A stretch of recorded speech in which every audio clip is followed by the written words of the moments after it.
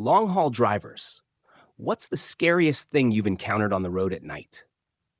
I used to be a long-haul driver in Michigan's Upper Peninsula.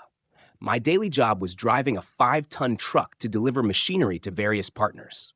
One time, the truck I usually drove got stuck, so I brought it to the garage for a check. After everything was done, the mechanics assured me that my truck was fine, so I went on my way. That very evening, I had a haul of 12 machines for a long-distance trip. I was running late because the truck kept breaking down and because of the oversized cargo. So I decided to drive through the night to make it in time.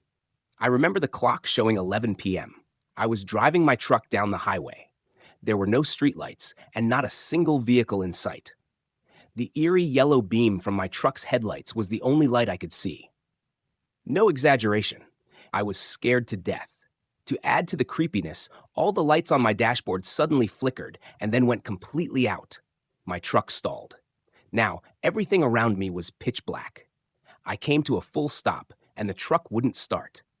As someone experienced in such situations, I turned the truck off and didn't try to start it again to avoid draining the battery.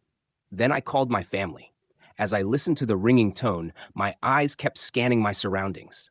The only light now was the faint, blinking glow from my truck's hazard lights. I glanced ahead and saw something moving in front of the truck, flickering in and out of view with each blink of the lights. At first, I thought I was just imagining it. I called again, and eventually someone answered. They said it would take 2 to 3 hours for a repair crew to get to me. I sat there, frozen, in the pitch black night. The only sound was the steady ticking of the hazard lights. I glanced ahead again and saw something moving once more. I was so scared, I nearly soiled myself. My phone slipped from my hand and almost fell to the floor. You know the feeling when you're already scared and then suddenly someone taps you on the shoulder? It was just the repairman on the phone telling me to step out of the truck and open the hood to check for problems. I told him no. I wasn't stepping out of the truck. I explained why I was waiting until morning and not getting out of the truck. The repairman sounded frustrated, but I didn't care.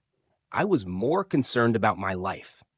Damn it, I saw the shadow again in front of the truck.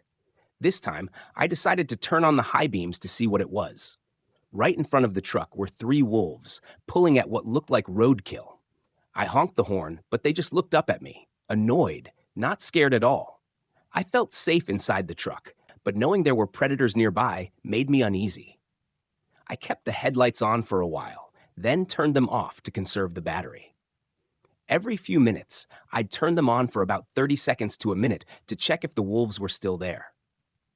Basically, I just sat there waiting, listening to the ticking of the hazard lights, occasionally scrolling through my phone. Every time I turned the lights back on, the wolves were still there. Let me tell you again, I was in the middle of nowhere, no houses, no rest stops, just trees, wilderness, and wolves,